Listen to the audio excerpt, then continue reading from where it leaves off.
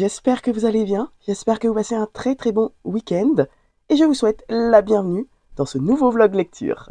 Alors pour rappel, nous sommes dans la deuxième partie du challenge 7 jours, 7 livres et plus affinité spéciale manga et webtoon. Dans le vlog précédent, je vous avais fait la recommandation d'environ plus d'une dizaine de mangas ou de webtoons, certains que j'avais lus bien avant, mais dont je voulais vraiment vous reparler, parce que soit ça avait été des coups de cœur, soit ça avait été de très très belles lectures. Et puis, il y a déjà 7 mangas que j'ai lus dans le cadre de ce challenge. Il y a de très très belles lectures. Il y a un coup de cœur époustouflant qui m'a vraiment percuté, qui a été une lecture incroyable. Et puis, il y a malgré tout une lecture que j'ai nettement moins aimée, et dont je ne suivrai pas la saga. Je vous laisse découvrir toutes ces recommandations dans le vlog précédent. Mais bon, je vais vous dévoiler un secret. J'aime parler de livres, je sais. Vous ne l'avez pas remarqué que j'aimais parler, que j'aimais échanger. Je vous dévoile donc mon secret. Néanmoins, eh bien, pour ne pas que le vlog soit trop long, j'ai fait le choix de découper le challenge en 2 parties. Un challenge qui se finira le 30 décembre. 2 recommandations lecture aujourd'hui, mais avant, je vais vous partager un bon plan. En tout cas, ce sera une petite parenthèse au manga et au webtoon. Mais pour les fans du genre, je suis sûre que vous avez peut-être déjà fait comme moi et sauté sur l'occasion. Cette occasion, eh bien, concerne les éditions Hachette qui nous proposent, pour une somme de 1,99 €, eh bien, les grands classiques Disney en roman version brochée. Alors, je l'ouvrirai un peu plus précisément, j'en ferai même une petite vidéo, comme ça je pourrai vous le montrer en détail. Mais sachez que le premier tome est donc à 1,99 € et concerne La Belle et la Bête. Vous connaissez mon amour maintenant pour ce dessin animé, qui est le dessin animé de mon enfance, qui est le dessin animé je crois, mais de toute ma vie, qui est le meilleur dessin animé au monde. Je crois que aucun, pour moi, n'égale ce dessin animé-là encore à l'heure actuelle, même s'il y en a des très très bons et qui arrivent juste en dessous. Néanmoins, j'ai sauté sur l'occasion. Hachette propose souvent des trop chouettes rééditions. Et alors, celle-là avec, s'il vous plaît, un jaspage. Mais je vous referai une vidéo. Vous voyez, je ne l'ai pas encore ouvert. Le premier tome, c'est La Belle et la Bête. Et donc, le deuxième tome est La Reine des Neiges. Et le deuxième tome sera à 4,99 €. Alors, je ne sais pas si après, pour le 3, 4, le prix va augmenter. En tout cas, le deuxième est à 5 €. Il y aura Blanche-Neige, Cendrillon, Le Roi Lion, Aladdin, Lilo et Stitch, Pocahontas, Rebelle, Vaiana, La Petite Sirène, Peter Pan, Mulan, Dumbo, Alice au Pays des Merveilles, Pinocchio, Élémentaire et Encanto. Et bien d'autres romans Disney. Bon, c'est toute une collection. Mais alors, que le premier tome soit La Belle et la Bête, j'en étais ravi. J'ai sauté vraiment chez mon buraliste qui, en débarquant, a dû me prendre juste pour une fois, parce que je lui ai dit « Est-ce que vous avez le collecteur La Belle et la Bête, s'il vous plaît ?» Il a dû me prendre pour c'est pas grave, j'ai mon roman broché, mais alors vraiment, il est trop beau. Magnifique. Mais alors moi, je suis trop fan. Et alors, ce sont des romans, je vous les montre. Vous avez les autres propositions. Alors, dans une bibliothèque, ça doit rendre mais trop bien. Et vous voyez, il y a des illustrations. Donc, j'ai hâte de l'ouvrir. Je l'ouvrirai, je filmerai. Et puis, comme ça, je pourrai vous montrer tout ça. Et en même temps, chez mon buraliste, j'ai craqué sur une autre collection qui est une édition vintage. Et alors là, c'est quelle maison d'édition qui fait ça? Je ne sais pas. RBA Collection. Je ne sais pas quelle maison. Mais alors, pour 2,99 €, regardez-moi la beauté de ces livres. Et c'est pareil, je vous en ferai une petite vidéo qui s'intitule Les Maîtres du Fantastique, Dystopie, Horreur, Monde Imaginaire. Et donc là, pour 2,99 qui est l'offre de lancement, nous avons La Machine à explorer le temps et Frankenstein. Magnifique. Mais les couvertures sont très très belles. Et c'est pareil, cartonné. Alors là, il n'y a pas de jaspage par contre. Mais alors les couvertures sont juste divines. Et alors, dans 2 semaines, alors autant pour les Disney, il semblerait que ce soit chaque semaine, mais là, dans 2 semaines, le numéro 2 concernera Le Chat Noir d'Edgar Allan Poe et Dracula pour 6 €. Oui, il y a toujours une offre de lancement à tout petit prix. 1,99 pour les Disney et, pardon, 2,99 pour ces 2 premiers tomes. Et alors, pour les 2 prochains, ce sera 6 €. Mais je pense très sincèrement à 6 €. Quand je vois la beauté des couvertures à venir, vraiment magnifique. Ça vaut encore le coup. Donc, je pense que je me rendrai à nouveau, eh bien, chez le buraliste. Je courrai un peu moins. Je lui sauterai un peu moins dessus. Mais, j'avoue, il y aura aussi l'étrange cas du Dr Jekyll et de Mr Hyde, la guerre des mondes, donc le monde perdu. Il y aura les montagnes hallucinées, Cthulhu, Lovecraft, et bien d'autres noms encore. Magnifique. Ornementation au fer adoré. Ouais. Vraiment, n'hésitez pas. Ce sont de trop belles opportunités. Et je trouve que dans une bibliothèque, c'est vraiment magnifique aussi. Mais qui dit dans la bibliothèque, dit forcément lecture. Et je trouve ça agréable aussi d'avoir ce genre de roman un peu vintage qui présente vraiment ce côté ancien et de se plonger dedans, même si voilà, il y a des illustrations dedans et que l'écriture intérieure fait très moderne. Mais je trouve ça chouette de changer un petit peu de collection, de ce qu'on a l'habitude de voir. Donc voilà. Bon, à la base, j'y allais que pour La Belle et la Bête, mais je n'ai pas pu résister.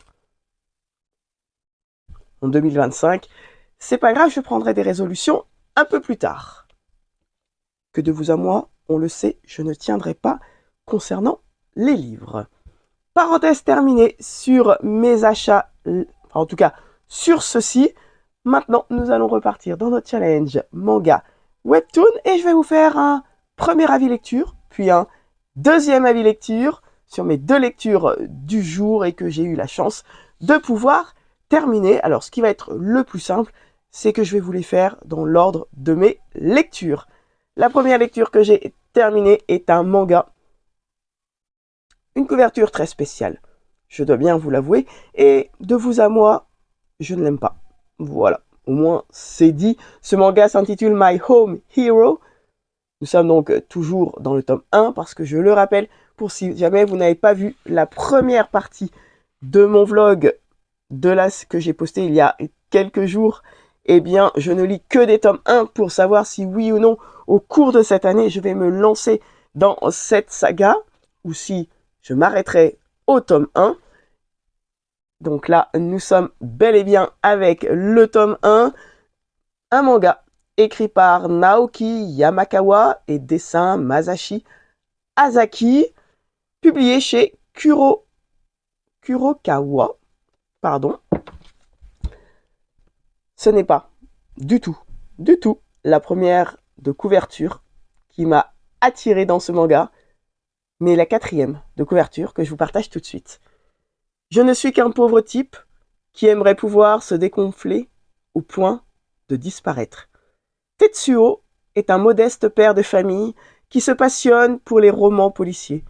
Il découvre un jour des traces de coups sur le visage de sa fille qui vient à peine de quitter le foyer familial pour vivre seule. Tetsuo retrouve rapidement le coupable et le suit, sans savoir que cela le mènera à commettre un crime qui changera pour toujours la destinée de sa famille. Mais pour le bien de sa fille, ce papa fait le choix de la lutte. Alors, on parle d'un homme, père de famille, qui aime les romans policiers et qui va commettre un crime. Très honnêtement, j'ai fait fi de la première de couverture et je me suis dit, je veux le découvrir. Et j'ai passé un très très bon moment de lecture. Et oui, ce père de famille est ce qui a somme toute banal. Il fait son quotidien et un jour, il a envie tout simplement de prendre un café avec sa fille. Elle a du retard. Elle finit par arriver avec lunettes de soleil et masque. Il lui fait quand même gentiment la remarque qu'on est à l'intérieur et que ce n'est donc pas très poli. Et lorsqu'elle enlève ses lunettes de soleil, lorsqu'elle enlève son masque, il découvre le visage de sa fille tuméfié. Elle a pris des coups.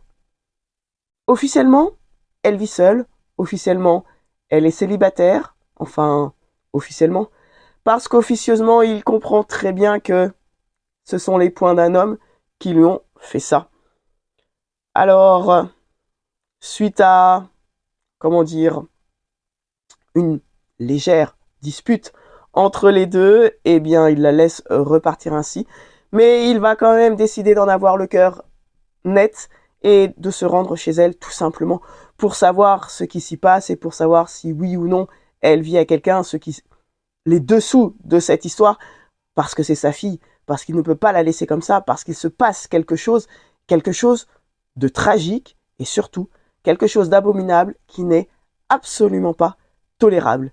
Et en se rendant chez sa fille, il croise 3 hommes qui parlent d'elle, justement avec des mots pas très très beaux. Il va décider de les suivre au grand drame, parce qu'il va se faire attaquer, prendre en photo, menacer. Pourquoi? Parce qu'en réalité, les 3 hommes, dont l'un qui est le petit ami de sa fille, fait partie du clan des Yakuza. Et il sait et il comprend qu'il est tombé dans un milieu où il n'aurait jamais dû mettre les pieds, mais c'est sa fille. Et il est hors de question qu'il la laisse ainsi, hors de question qu'il la laisse entre les mains de personnes qui pourraient lui faire du mal. Sa fille, il l'adore plus que tout. Elle est tout pour lui et il est prêt à tout pour elle. Il va se rendre chez elle et là, un drame va se produire. Il va commettre l'irréparable, il va commettre un crime qui va avoir de très très lourdes conséquences. Sur le pitch, je ne vous en dis pas plus. Il y a du rythme, bien évidemment, des rencontres hasardeuses, il y a de la tension, du suspense, et puis on n'est que dans un tome 1. Il y a beaucoup de mystères, il y a un homme, une famille face à un clan, et pas des moindres. Alors je m'attends à ce que ce soit encore plus tendu dans les prochains numéros, mais j'ai beaucoup aimé ma lecture, j'ai beaucoup aimé ce père de famille, somme toute ordinaire, en tout cas c'est ainsi qu'il se qualifie, mais vraiment prêt à tout. Les liens familiaux également sont très bien représentés dans ce manga, parce que la famille va devoir se serrer les coudes, mais avant de vous dire que la famille se serre les coudes, le couple va devoir se serrer les coudes. Unis pour le meilleur et pour le pire, ce couple va devoir désormais, ensemble, main dans la main, affronter le pire. Un seul but, protéger leur fille. Et là, il n'y a plus aucune limite quant à cette mission. J'ai beaucoup aimé cette lecture parce qu'il y a des rebondissements, il y a des inattendus, il y a des surprises. On est embarqué dans cette histoire. Parmi certaines d'entre elles, il y a quelques illustrations qui amènent de la tension. Et c'est vraiment très très chouette. Une tension qui, j'espère, sera croissante au fur et à mesure des autres tomes. Alors, vous l'aurez compris, sans doute que oui, je vais continuer cette saga parce que moi, j'ai envie de savoir jusqu'où l'auteur va m'emmener dans cette histoire, dans ce clan des Yakuza. Va-t-il, oui ou non, pouvoir sauver sa fille? Parce qu'il y a cette intrigue autour de ce père de famille qui commet l'irréparable, mais il y a également une autre intrigue qui se dessine dès les premières pages. Nous sommes sur 2 affaires un petit peu parallèles qui pour l'instant ne se joignent pas.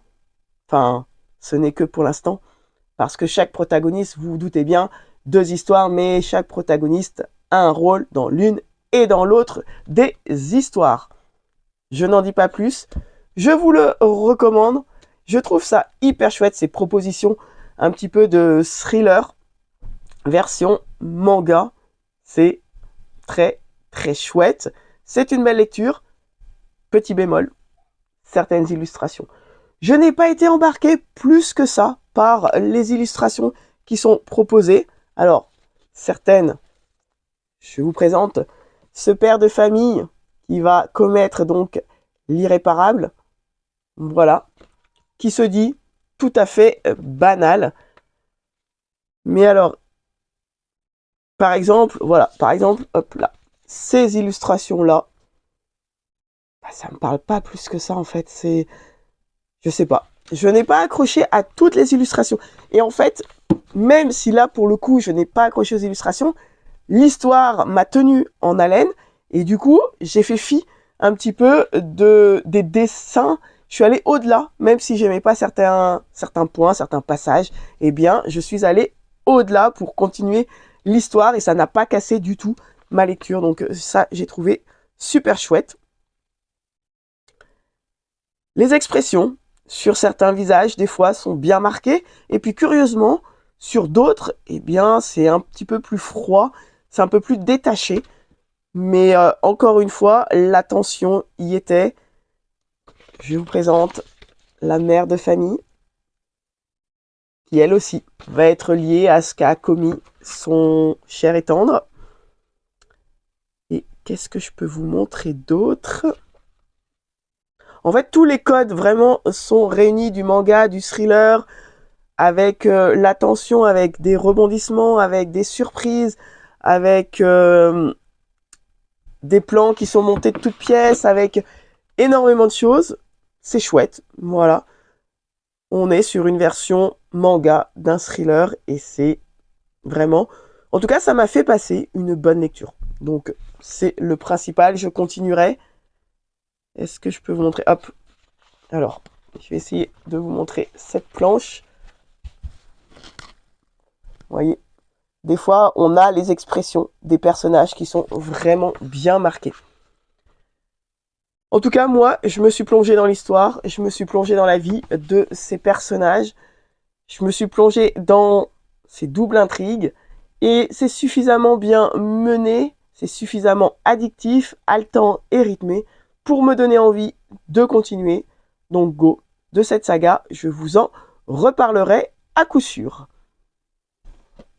Seconde lecture que j'ai pu terminer il y a à peu près un petit peu plus d'1 heure. Et là, pépite.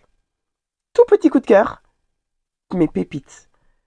Encore une fois, la même maison d'édition que pour laquelle j'avais eu un coup de cœur de l'un de ces mangas que je cite dans mon vlog précédent. Et ce manga s'intitule Aux côtés du dieu loup de Yomoko Yamamoto, publié aux éditions Doki Doki. Alors juste une chose, contemplez cette première de couverture qui est juste incroyable. Enfin, moi je la trouve d'une beauté. Elle va à l'essentiel. 2 personnages, dieu loup et ce petit garçon. L'essentiel, sobre, raffiné, un trait extrêmement précis. Je suis fan de la première de couverture. Et attention, la 4e de couverture,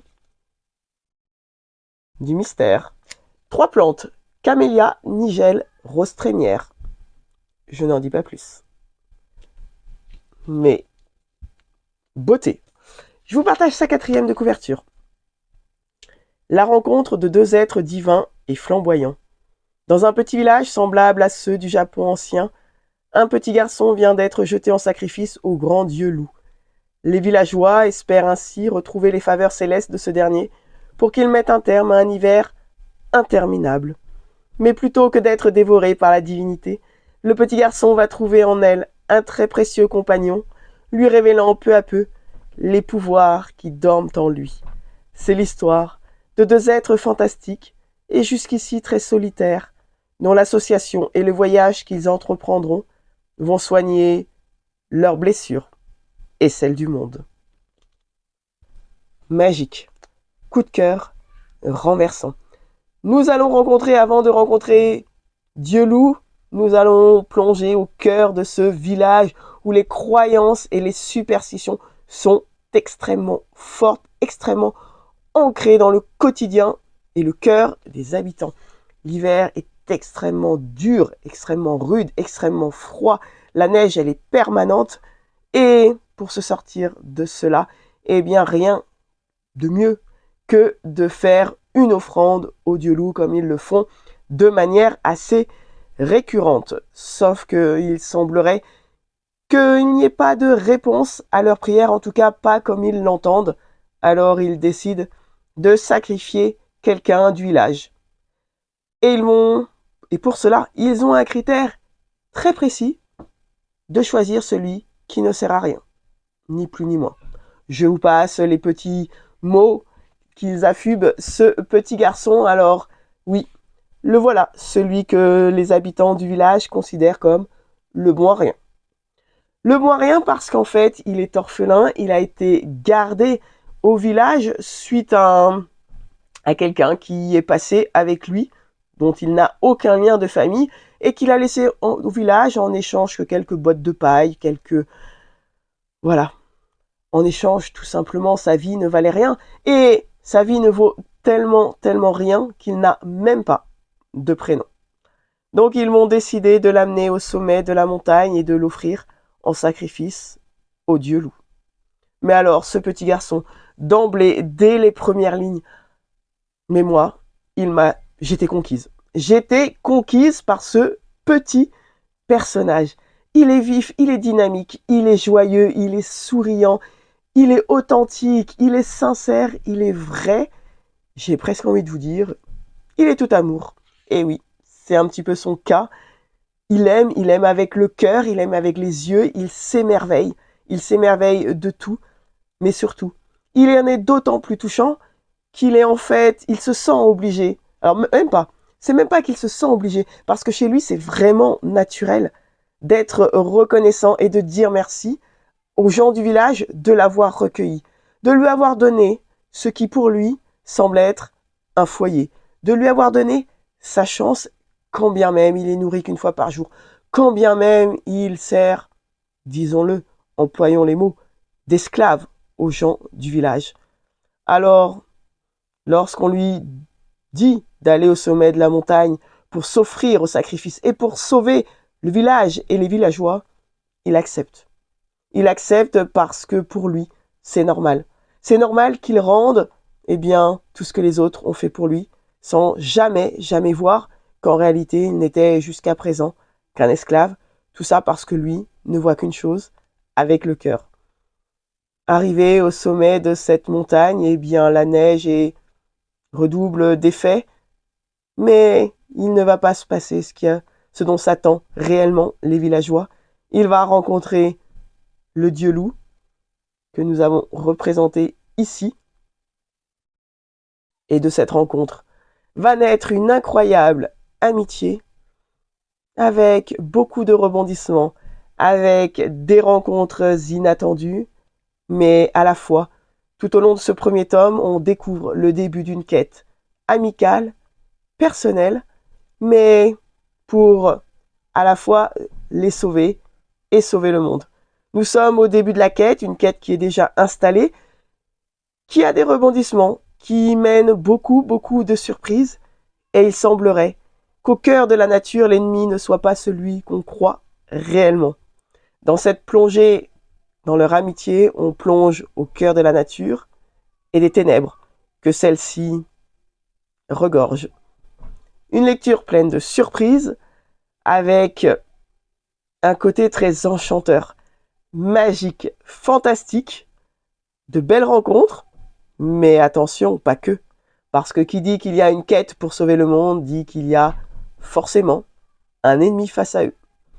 Je n'en dis pas plus. Coup de cœur. Coup de cœur parce que j'ai été embarqué. J'ai été embarqué grâce à ce personnage de petit garçon.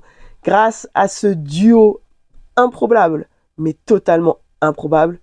Mais alors, tellement, tellement chouettes. Leur punchline, leur rencontre, les rebondissements, vraiment, du début à la fin, je n'ai pas pu quitter ma lecture. Ce sera sans suspense de vous dire qu'évidemment, je vais me procurer la suite de la saga. Je n'ai pas encore vérifié si le tome 2 était déjà sorti. Si c'est le cas, je vais me le procurer très très vite parce que j'ai envie de connaître la suite des aventures de ce petit garçon vraiment prêt à tout. Et alors, vraiment, de son tempérament, son caractère, il a toujours un grand cœur. Et là, j'en ai été bluffé, et même lorsqu'il est dos au mur, il arrive encore à faire sortir de lui ce qu'il a de meilleur, que ce soit pour lui ou pour protéger les autres. Et j'en ai été, mais vraiment très touché. Est-ce qu'on va parler des illustrations? On va le faire parce qu'elles sont royales. Je vais regarder. Alors moi, je suis fan et je pense que la maison d'édition, elle fait vraiment un travail de dingue. Magnifique. Je vais vous en montrer d'autres, mais voilà. Alors ça, c'est typique. C'est pas un spoil, c'est la première page du manga. C'est lui. Je ne vous dis pas s'il aura un nom ou pas. Je vous laisserai le découvrir. Les expressions.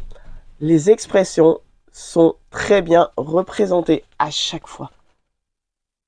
Vous voyez, le trait du dessinateur, mais alors, tout est fait avec minutie. Il y a certaines illustrations qui étaient vraiment exceptionnelles. Non mais, est-ce que vous avez envie de croiser ce loup par hasard? Quand bien même il s'agirait d'un dieu. Non, j'ai aimé. J'ai aimé parce qu'on est embarqué. Il y a beaucoup de textes. Parce que, alors, il y a des mangas où il y a très très peu de texte. Soit tout passe par les illustrations, avec les détails, avec les sons, ou les expressions de visage. Et puis, des fois, ça passe par les deux, et là, c'est le cas. Là, on est vraiment dans une histoire où tout passe par les illustrations, les expressions des visages, les émotions, et puis par le texte. C'est vraiment les deux, et du texte, il y en a quand même beaucoup. Alors, est-ce que je peux vous montrer? Ah, j'aime ce duo. J'aime énormément ce duo. Il y a plusieurs chapitres dans ce premier tome. Il y avait une illustration qui était tout aussi belle. Alors, est-ce que je peux vous montrer ce personnage? Ça n'engage en rien. Tout passe dans le dessin, dans tout y est. Enfin, pour moi, vraiment, c'est un sans faute, ce premier tome. C'est incroyable. Non, je vais peut-être vous montrer l'illustration du début. Comme ça, je suis sûr de ne pas vous spoiler. Hop, je vous montre quand il est offert en sacrifice. Alors, je ne sais pas si vous vous rendrez compte. Voilà. Au dieu loup. Hop. Regardez-moi. Regardez-moi la beauté de ces images. Moi, je suis conquise. Coup de cœur pour ce manga que je vais continuer et donc que je vous partagerai pour la suite de la saga. Voilà ce que je voulais partager avec vous pour aujourd'hui. Eh bien, je vous reprends un petit peu plus tard. Oups, il semblerait que je n'ai vraiment pas envie de vous quitter, mais je vous rassure, c'est pour la bonne cause. Je viens de faire mes recherches et il semblerait que le tome 2 est d'ores et déjà disponible. Mais quelle ne fut pas ma joie et ma surprise de découvrir que le tome 3 sort début février.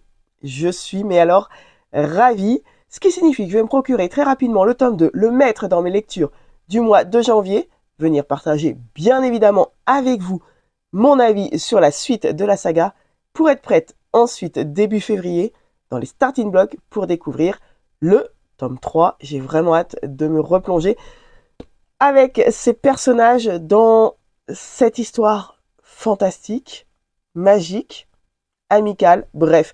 Vous l'avez compris, c'est un coup de cœur, donc je pourrais encore vous en parler suffisamment longtemps. Mais je vais m'arrêter là pour ce manga. Mais en tout cas, j'ai hâte et je suis trop contente de voir qu'il y a pour l'instant bientôt 3 tomes de disponibles. Donc ça, c'est vraiment trop chouette. Bon allez, cette fois, je m'arrête là, je vais dans ma bibliothèque, choisir ma prochaine lecture, manga ou webtoon. Bon bah ça, vous le découvrirez très vite. Allez, je vous reprends très vite.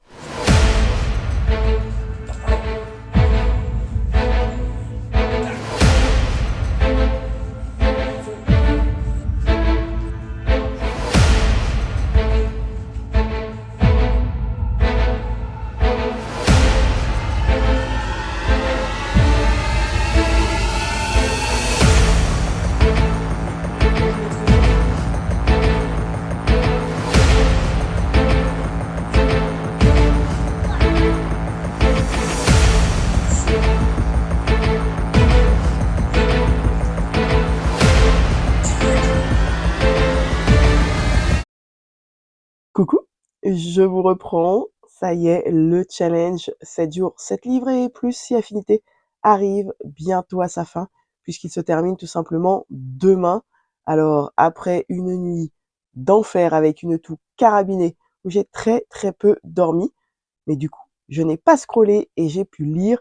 Et puis, cette journée qui est passée vraiment à 1000 à l'heure, un petit détour qui plus est chez le médecin, on aime vraiment. Eh bien, du coup, je vous retrouve ce soir pour 1, 2, 3 avis lecture et pas des moindres. Alors, c'est parti. Pour faire plus simple, encore une fois, on va le faire dans l'ordre de mes lectures. Et la première lecture m'a vraiment mis la larme à l'œil et vous allez tout de suite comprendre pourquoi.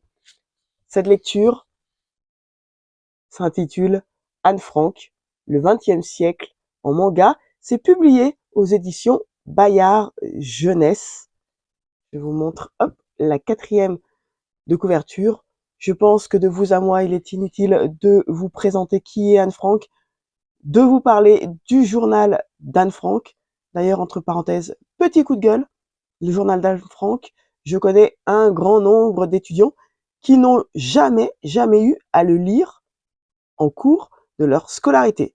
Alors, je ne sais pas comment ça se fait, je ne sais pas si c'est un choix des professeurs, mais en tout cas, je ne trouve absolument pas cela normal. Je me souviens que nous, on avait été obligés de le lire, et alors, ça avait été une lecture bouleversante. Vraiment, tout le monde devrait lire le journal d'Anne Frank. Ici, les éditions Bayard Jeunesse le présentent sous la forme d'un manga. Alors, concernant la taille du manga, vous allez vite comprendre, mais on est vraiment sur un grand format. Petit point, il nous parle du XXe siècle sous forme de manga. Je ne suis pas tout à fait d'accord parce qu'en réalité, il est plutôt sous la forme d'un webtoon. En tout cas, il reprend très nettement les codes du webtoon sans avoir été préalablement publié sur le net, bien sûr, mais en ce qui concerne le sens de lecture, en ce qui concerne le sens, eh bien, de la découverte et donc des illustrations, on est sur le format plutôt webtoon traditionnel et non sous un format manga, puisque s'agissant des illustrations, un webtoon se lit sous le forme classique de gauche à droite, ce qui est le cas ici, tandis qu'un manga se lit de droite à gauche et dans le sens inverse. Donc, pour moi, nous ne sommes pas sur un recueil plus proche avec les codes du manga, mais bien qui reprend les codes du webtoon. Mais bon, ni plus ni moins, ce recueil doit être mis entre toutes les mains. Il est extrêmement bien construit. Évidemment, nous ne reviendrons pas sur l'histoire bouleversante. Il n'y a aucun autre mot à dire si ce n'est que c'est bouleversant. Je connaissais l'histoire d'Anne Frank, comme je l'ai dit, j'ai déjà lu le journal d'Anne Frank, mais de me replonger dans sa vie, dans son histoire, dans son parcours, j'en ai eu les larmes aux yeux. Je n'ai pas d'autres mots. Je vous montre pourquoi ce récit peut être mis entre toutes les mains. Et puis alors, pour ceux qui n'aiment un petit peu moins la lecture et si vous avez des jeunes dans votre entourage qui aiment moins la lecture, eh bien, nul doute que le format proposé par les éditions Bayard Jeunesse est vraiment idéal pour leur faire connaître l'histoire d'Anne Frank. Si vous pensez que lire le journal est trop pour eux et qu'un roman classique, eh bien, ils n'iraient pas au bout. Ici, très clairement, tous les codes sont faits pour que cette lecture soit accessible à tous. Je vous montre cela tout de suite. Pourquoi? Je vous précise que c'est accessible à tous. Donc, nous allons débuter avec un sommaire. Je vais vous lire la note de l'auteur. La partie manga de ce livre a été écrite en respectant la vérité historique le plus fidèlement possible. Mais nous avons pris des libertés concernant certains détails qu'il est impossible d'établir avec une exactitude absolue. Les dialogues, les vêtements et les décors ont ainsi été retravaillés afin d'en faciliter la lecture. En outre, concernant les événements dont les dates font encore l'objet de débats, nous avons retenu celles validées par la majorité des spécialistes. Des notes explicatives situées dans les marges expliquent les termes difficiles à comprendre.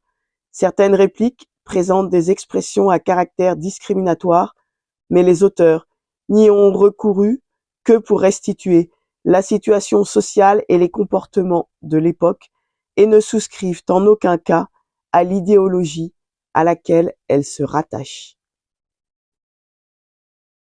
Nous avons une présentation illustrée des membres de la famille d'Anne Frank.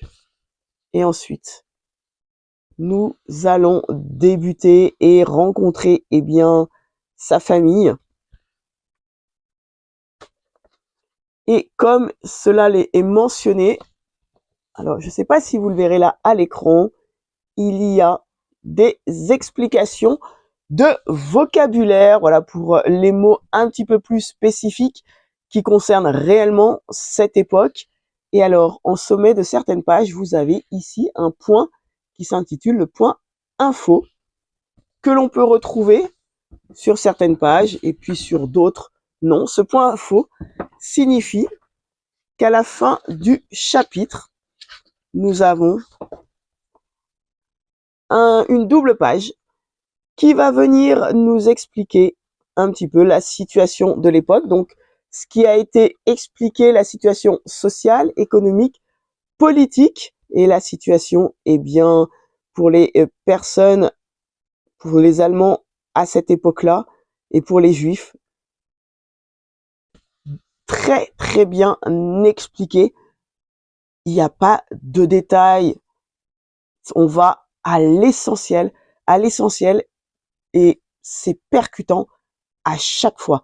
Donc, se plonger dans ces doubles pages, c'est une source d'informations incroyable qui nous mène dans la triste réalité d'une des périodes les plus tragiques de notre histoire. C'est extrêmement bien expliqué, de manière très simple, mais pas simpliste, et les termes, ils sont tous abordés. Et ça, je trouve que c'est hyper important. Il n'y a aucun terme qui est exclu de ce récit. Il n'y a aucun terme sur lequel on se dit, Bayard Jeunesse, peut-être que c'est pour les plus jeunes. Non. Les termes sont mentionnés tels qu'ils existaient. Et ça, je trouve ça super chouette. Il n'y a pas de choses qui sont éludées. Tout est précisé. On continue sur la vie d'Anne Frank. Et vous voyez, il y a du texte, des illustrations. À travers tout ce récit, on retrouve toutes les émotions positives, négatives, et puis on le sent au fur et à mesure, bien évidemment, qu'on s'enfonce dans l'horreur. Des pages infos, comme je le disais, il y en a après chaque. Je vous en montre d'autres. Être juif en 1933. Voilà. Des pages infos, il y en a après chaque chapitre.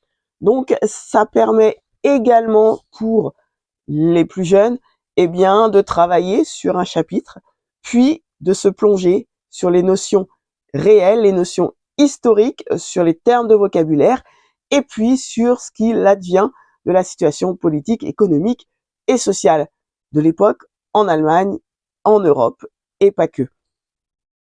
Et je trouve ça, du coup, super pédagogique. Ça peut être un bon recueil pour se replonger dans cette période de l'histoire et puis pour ouvrir la discussion entre adultes et plus jeunes, pour dialoguer sur cette période de l'histoire afin que cela ne se reproduise jamais, bien évidemment.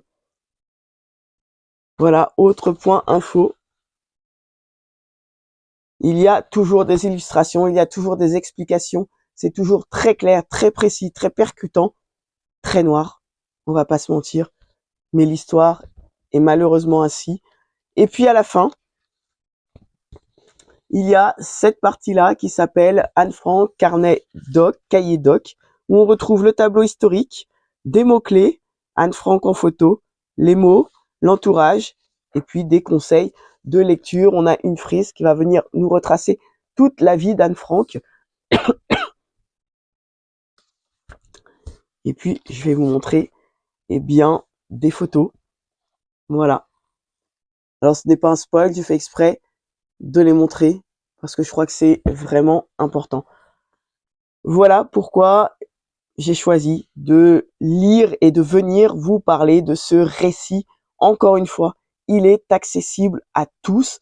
Encore une fois, il est très pédagogique, historique, pédagogique, sous le format webtoon. Alors d'autres diront roman graphique, peut-être aussi.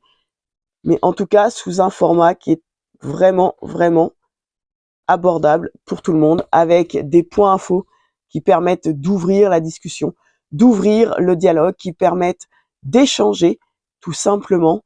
Je trouve que c'est très, très important. C'est un travail remarquable que propose là la maison d'édition Bayard Jeunesse. C'est une collection.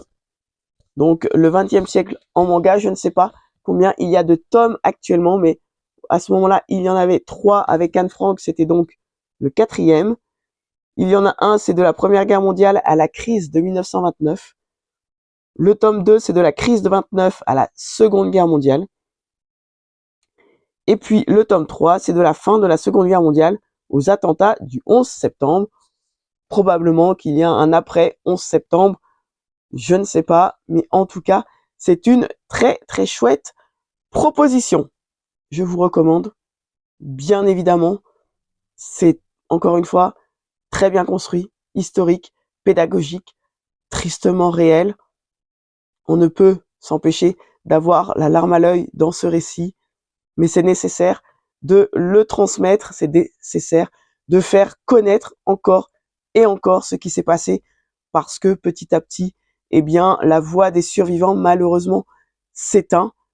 Mais du coup, eh bien, ce sont aux générations d'après de continuer ce devoir de mémoire, et cela, eh bien, passe aussi par la lecture, passe également par les échanges que l'on peut avoir autour de nous.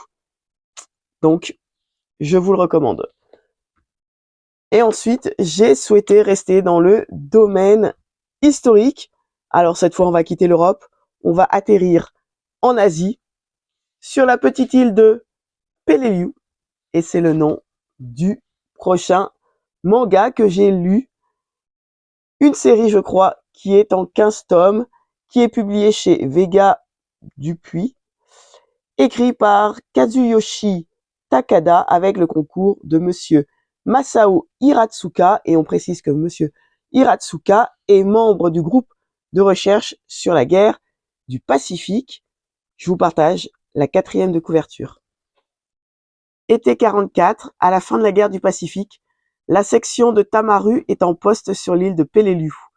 Ce simple soldat, rêvant de devenir un jour mangaka, y découvre un paradis, recouvert de verdure et entouré d'une mer turquoise préservée par son récif corallien.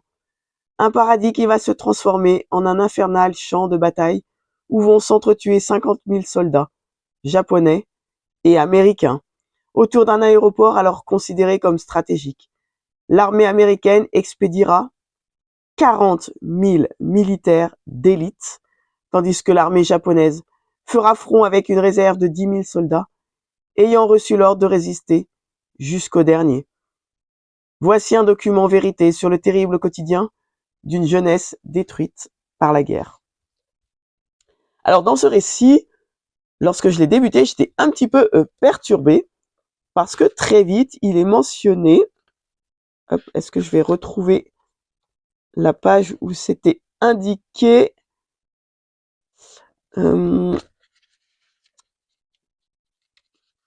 est-ce que c'est inspiré d'une histoire vraie? Alors attendez, où est-ce que je l'ai vu?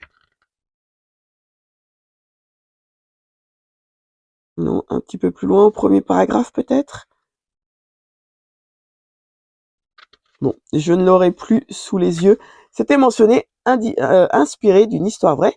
Et donc, j'ai cru, à tort, que ça allait être une histoire qui allait vraiment prendre et s'éloigner de l'histoire réelle. Ce qui n'est pas le cas. Ce qui n'est pas le cas, en réalité, oui, c'est inspiré d'une histoire vraie. Il y a effectivement certaines choses qui sont un petit peu plus romancées, voilà. Néanmoins, il y a un grand travail à la fois de recherche, il y a un grand travail historique, il y a des encarts qui sont ainsi et qui nous présentent un petit peu. Ici, nous avons donc les différents grades militaires et puis nous avons des précisions sur l'île de Peleliu. On nous la présente un petit peu plus sur l'arrivée de l'armée américaine. Nous allons donc suivre ce petit soldat qui effectivement rêvait d'être mangaka, qui a déjà écrit de nombreuses choses et qui se retrouve avec ses copains de régiment sur cette île, une île vraiment décrite comme paradisiaque. Ils sont vraiment à milieu de penser à ce qui va se produire. Ils sont là simplement pour, en réalité, on va pas se mentir, même eux le savent pas réellement. Il y en a une partie très lucide qui savent qu'ils vont y laisser leur vie et puis d'autres qui pensent déjà à l'après. Avec toute cette insouciance, peut-être cette grande naïveté de se dire il y aura un après qui sera meilleur. Et vous l'aurez compris dans la 4e de couverture, qui alors laisse imaginer ce qui va se produire. Sur cette île, ils sont 10 000. Et face à eux, va débarquer l'armée américaine, suréquipée, surentraînée, avec 40 000 hommes. Je vous laisse imaginer les combats que cela va entraîner. Dans ce récit, on va d'abord effectivement rencontrer toute cette unité japonaise de 10 000 hommes. On va découvrir leurs émotions, on va découvrir tout simplement comment ils vivent, leur campement. Et puis, peu à peu, la situation va se détériorer. Au dos, c'est marqué pour public averti, parce qu'en fait, nous allons assister aux premières batailles, aux premiers combats. Et qui dit combat, dit forcément aux premiers qui vont tomber au front. On va assister à tout cela. C'est très, très immersif. C'est très imagé. J'ai moins adhéré aux illustrations, même si j'ai beaucoup aimé la 4e de couverture. Mais le côté immersif, ça, l'auteur nous emmène vraiment dans ce duel, un duel à mort, disons-le clairement. Ils doivent résister le plus longtemps possible, mais tous doivent combattre au péril de leur vie. Dans ce premier tome, et je crois qu'il y en a plus d'une dizaine, nous allons assister aux premières batailles, aux premières prises de conscience, à voir effectivement cette jeunesse qui arrive sur les lieux un petit peu avec cette naïveté et avec cette innocence de penser à l'après et qui peu à peu va sombrer en voyant et en faisant des choses qu'il n'aurait jamais pensé faire ou devoir voir un jour. Alors, l'auteur, dans certaines situations qui pourraient nous faire lever les yeux au ciel, vient nous rappeler à quel point toutes les guerres sont vraiment stupides, sont atroces, et s'y trouvent mêlés des gens qui n'y sont absolument pas préparés, absolument pas entraînés, et que ce n'est la place, une guerre aucun être humain.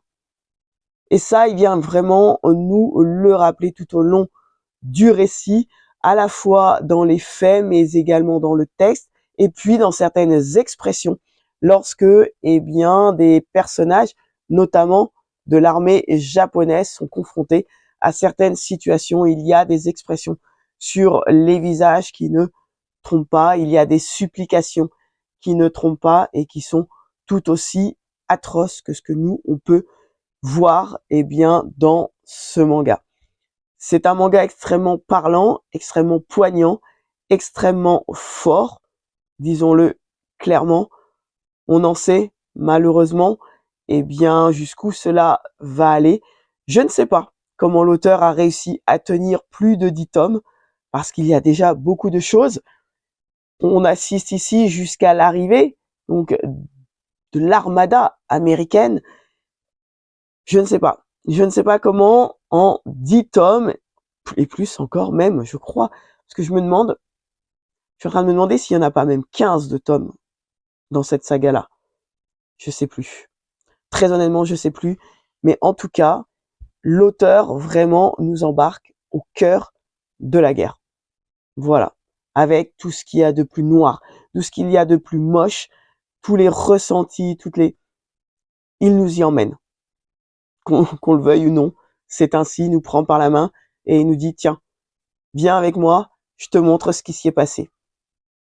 On y en apprend d'un point de vue historique, et puis on apprend et on voit toutes les atrocités.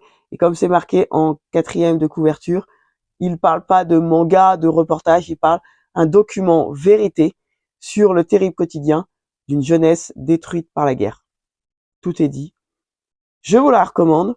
Est-ce que je continuerai? Oui, je vais continuer cette saga. Je trouve que c'est important, encore une fois, parce que c'est historique de savoir ce qui s'y est passé, de savoir, eh bien, tristement aussi, l'envers du décor, notamment lorsqu'il y en a qui tombent au combat et puis qu'on doit annoncer cela aux familles.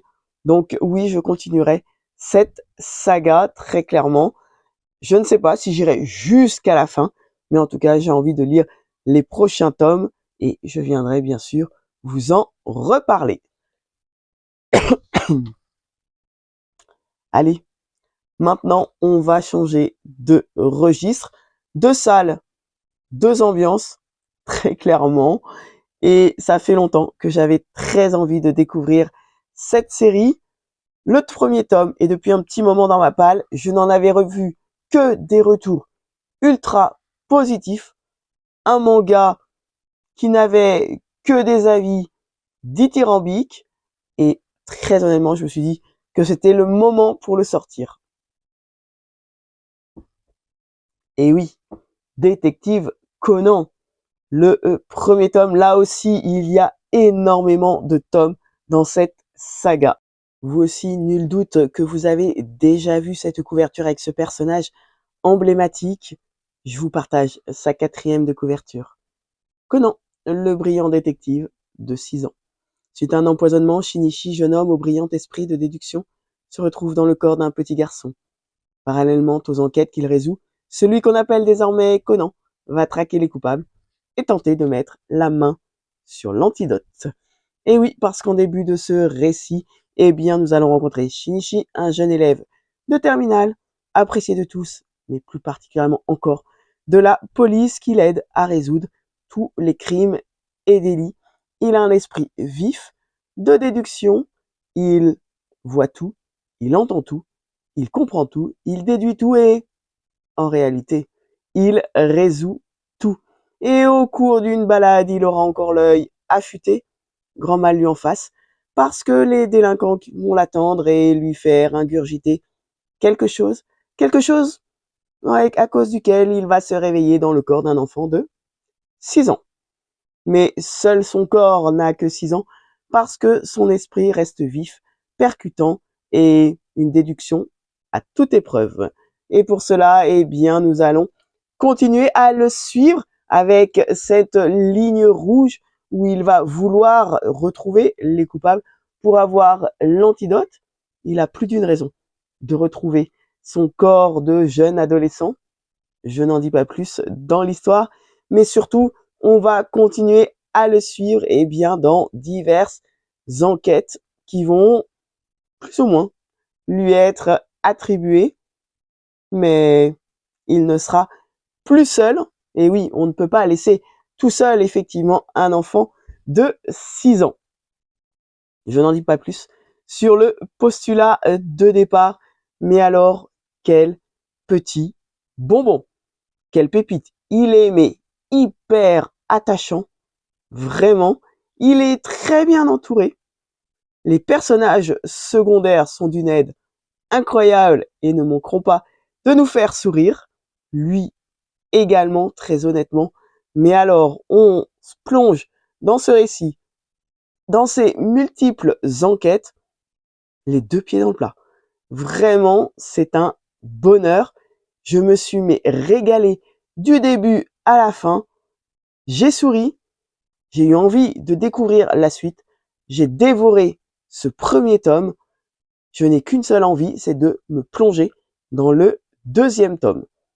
C'est effectivement une saga qu'on lit sur du long terme. Comme je vous ai dit, il y a énormément de tomes, mais je pense que ça fait partie des lectures, en tout cas de mes lectures, qui seront une valeur sûre et dans lesquelles j'aurai le plaisir de venir piocher comme ça un tome par-ci, par-là. C'est un régal, c'est très bien construit, il y a plusieurs enquêtes, il y a des rebondissements, il y a des surprises, il y a de l'amitié, mais pas que. Je ne peux que vous le recommander. Vraiment, je comprends vraiment tous les avis ultra positifs que j'avais vus sur cette saga. C'est un petit bonbon. Sérieusement, comment ne pas le trouver mignon? Et puis alors, comment ne pas avoir envie de l'accompagner lorsque l'on sait que il est le plus grand fan de Sherlock Holmes? Et oui, parce que lui aussi a l'ambition de devenir le plus grand des détectives. Mais pour l'instant, il est coincé dans le corps d'un enfant de 6 ans et qui écoute un enfant de 6 ans, mais il n'est plus seul. Je n'en dis pas plus. En tout cas, c'est vraiment un régal. Ce que j'ai aimé, en plus, c'est d'avoir à la fois de très nombreuses enquêtes déjà dans ce premier tome. Alors là, j'ai été vraiment très très surprise. Et puis, bien évidemment, cette quête personnelle qu'il va devoir accomplir, qu'il va devoir poursuivre en parallèle, bien évidemment, de toutes les enquêtes. Donc c'est chouette, ça donne une rythme, ça donne un but également, et ça donne envie de se plonger dans les tomes suivants. J'ai également beaucoup aimé ce manga grâce à ses illustrations. Elles sont méticuleuses, elles sont percutantes et elles sont très immersives. Elles nous invitent chacune d'entre elles à une observation parce que nous aussi, eh bien, on peut jouer à quelque part un petit peu les détectives. Et alors, chaque détail compte et ça, j'ai trouvé que c'était très bien représenté à chaque fois pour chacune des enquêtes. Il n'y a aucune enquête dans laquelle je me suis dit, elle est en dessous des autres. Non, tout est à un niveau très élevé dans ce manga, y compris la qualité du texte.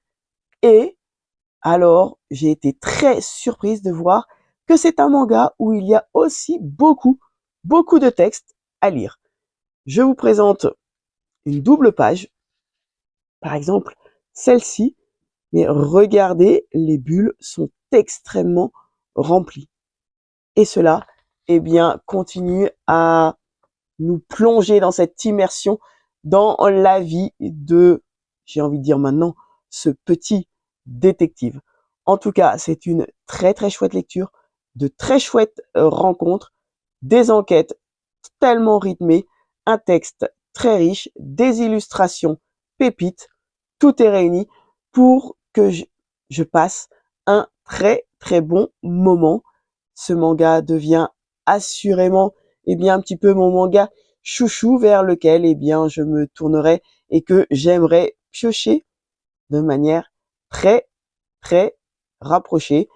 Voilà, je pense que le deuxième tome ne se fera pas attendre trop longtemps dans ma palle.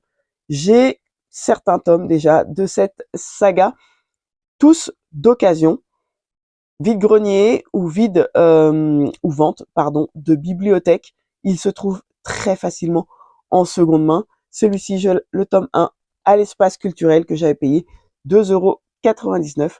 Une très belle rencontre pour un très bon moment de lecture. Je vous la recommande. Juste un dernier petit point au sujet de ce manga. Il est vraiment accessible pour tous.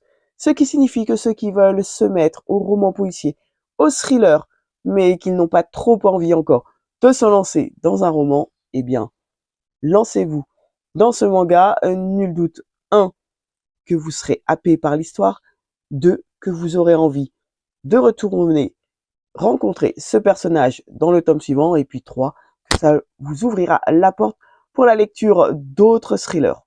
Voilà. Ni plus ni moins, c'est une excellente porte d'entrée. Voilà ce que je voulais partager avec vous ce soir au sujet de mes lectures terminées. Il se fait maintenant un petit peu tard.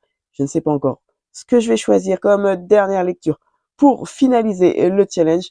Mais en tout cas, moi, je vous reprends un petit peu plus tard.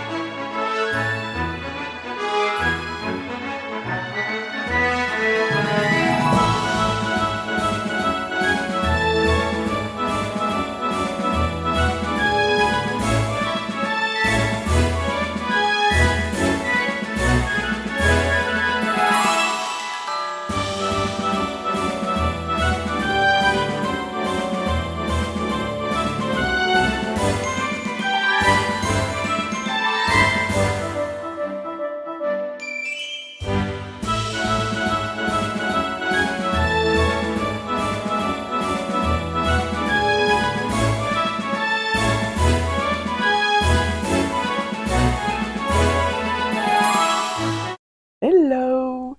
Ça y est, nous y sommes. Nous sommes le 30 décembre. Il est un tout petit peu plus de 17h, et qui dit que nous sommes le 30 décembre dit que nous sommes donc sur le dernier jour du challenge. 7 jours, 7 livres. Un challenge qui a commencé déjà le 24 décembre dernier.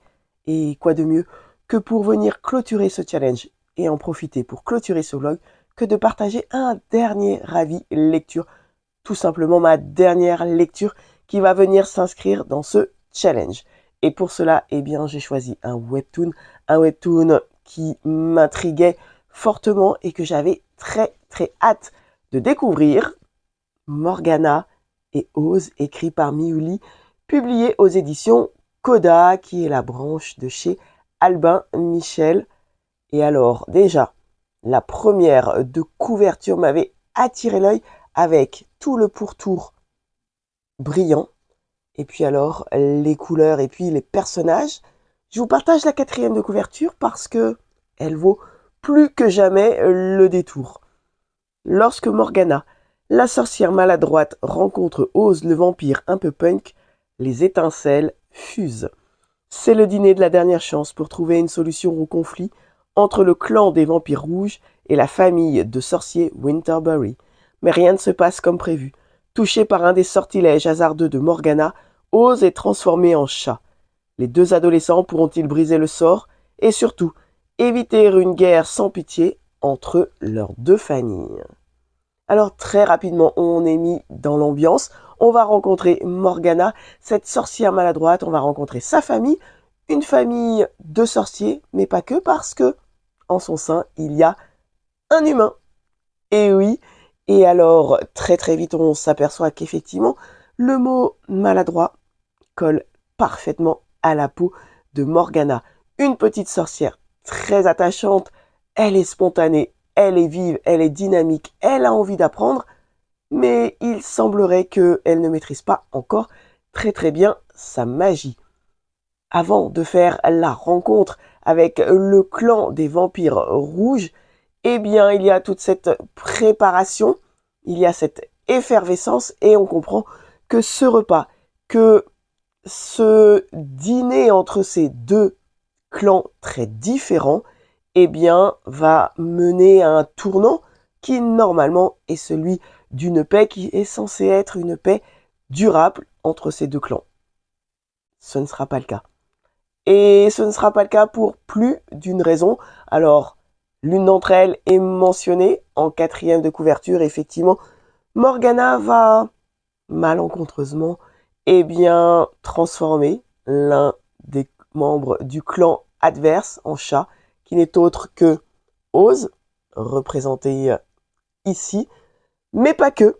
Mais pas que, il va subvenir d'autres événements au cours de cette soirée qui va à la fois fragiliser le lien entre ces deux clans et puis qui va fragiliser fortement cet espoir de paix entre les deux clans.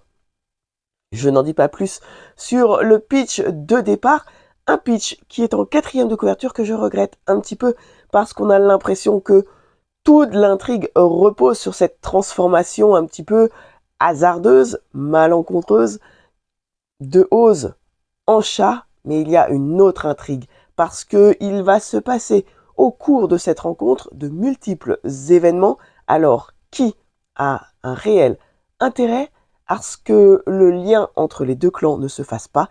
Qui a intérêt à ce qu'il n'y ait pas de paix durable entre les deux clans?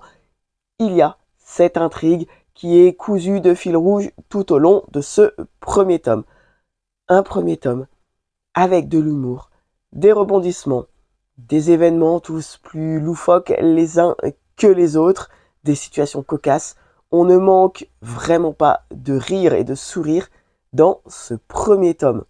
Et puis alors, on rencontre Morgana qui effectivement est ce personnage maladroit, mais alors qui nous embarque dans toute cette intrigue de manière vraiment, j'ai envie de dire, immersive dans ses émotions. Immersive dans ses émotions parce qu'elle est tellement attachante, et bien qu'on a envie de savoir comment elle va s'en sortir, on a envie de vivre avec elle un petit peu toutes ces situations rocambolesques. Dans ce récit, on rencontre évidemment le deuxième clan. Ils sont deux clans très différents, les sorciers, les vampires, des reproches d'un côté comme de l'autre, avec une double intrigue. On est embarqué, c'est addictif, c'est très rythmé, c'est barré, c'est loufoque, c'est drôle, et très très honnêtement, on se prête au jeu et on passe un très très très bon moment de lecture. C'est une très chouette découverte. Le premier tome, assurément, je vais me procurer le deuxième parce que moi j'ai envie de savoir ce qui va se passer à la fois pour Oz, qui se voit être transformé, mais surtout l'autre intrigue qui est entre les lignes, l'autre intrigue qui se cache tout au long et qui va évoluer dans ce premier tome. Il y a différentes rencontres, il y a des personnages qui interviennent dans ce premier tome et dont on a envie également de connaître les tenants, les aboutissants et leur rôle au sein de l'un et ou de l'autre des clans. Les illustrations, elles sont peps, dynamiques, les couleurs sont hyper vives, c'est vraiment très très chouette. Je vous montre la page de garde.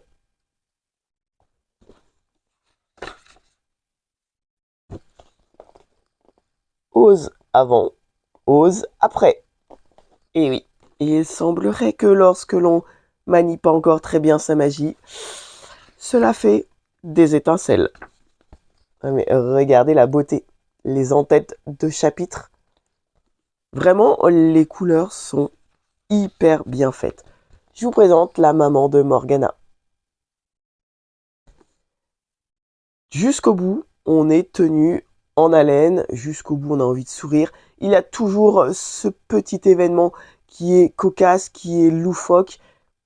Ça s'inscrit parfaitement dans l'intrigue. Ça s'inscrit parfaitement dans le tempérament des personnages. Et ça, j'ai beaucoup, beaucoup aimé.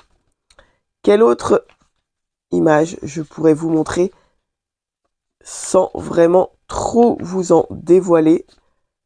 Est-ce que je peux vous montrer Oz avant? Je vais vous le présenter. avant qu'il devienne un chat, bien évidemment.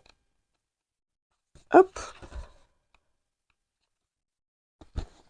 Je vous présente Oz avant qu'il ne devienne un chat. Voilà. En tout cas, c'est un webtoon qui fait plus de 290 pages. Mais vous voyez, il y a peu d'illustrations en fait sur une page.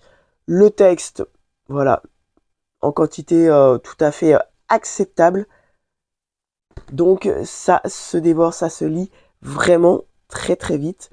Une chouette histoire, une double intrigue, tout y est pour ce bon moment de lecture.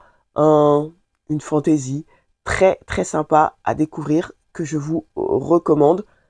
Je vous dirai la suite de mon avis lorsque j'aurai lu le tome 2, mais alors assurément une très chouette découverte. Voilà ce que je voulais vous partager. Je ne peux pas vous en dire beaucoup plus parce que même s'il fait plus de 290 pages, en réalité, j'ai peur de vous spoiler en vous donnant la moindre petite information supplémentaire. Je vous en dis quand même un petit peu plus que ce qui se cache en 4e de couverture pour que vous puissiez comprendre vraiment l'intérêt suscité dans ce webtoon. Mais vraiment, haletant et plein de surprises et loufoque. Je pense que vraiment le mot loufoque, c'est ce qui va être retenu de ce webtoon, de par les situations et les personnages et voilà. Et en fait, on se prête au jeu. Et quand bien même on sait que c'est loin d'être crédible, on est dans une fantaisie. Quand bien même on sait que non, ça ne se reproduirait pas, eh bien, on se prête au jeu des personnages, des situations. Tout est cousu, en fait. Tout est vraiment très bien construit. Du coup, on se laisse porter par l'intrigue, par les événements, par les personnages, et on joue le jeu. Et c'est trop, trop, trop chouette. Vraiment. Et là, la beauté, vraiment, des couvertures avec, je ne vous l'ai pas montré, mais il y a les petits rabats. Regardez. Vraiment, c'est magnifique. Tout est bien fait, tout est bien construit. Même quant à la présentation, comme je vous le disais, sur les pages de garde, eh bien, on a ces petites présentations qui sont toujours sympas, je trouve, pour un lecteur. Hop. Alors, elles sont toutes les mêmes quand on change de chapitre, mais ça fait le jeu et ça participe à l'élégance du roman. Voilà, j'en ai terminé cette fois avec mes lectures du challenge. Je vous montre l'une de mes 2 lectures en cours. Il s'agit du roman que je vais enfin pouvoir découvrir de Manchette et Niemiec, À l'ombre de Winnicott. Alors c'est un roman publié aux éditions Pocket que je lis parce que j'ai la chance de faire partie du jury pour le prix des lecteurs Pocket 2026. Ce roman fait partie des sélectionnés. Je l'ai commencé aujourd'hui, il fait 96 pages et pour l'instant, j'aime énormément cette lecture, mais évidemment, c'est un petit peu trop tôt pour affiner mon avis. Je vous en reparlerai dans le prochain vlog. Un roman que je vais mettre très légèrement de côté parce que j'ai la joie de pouvoir découvrir le tout dernier roman qui va bientôt sortir d'une autrice que j'affectionne tout particulièrement et pour laquelle, eh bien, un de ses livres a été mon coup de foudre 2025. Alors, je vous en reparlerai également. Pour l'instant, par respect, parce qu'elle n'a ni fait l'annonce du titre, ni fait l'annonce de la sortie de son roman, je ne peux pas vous en dire plus.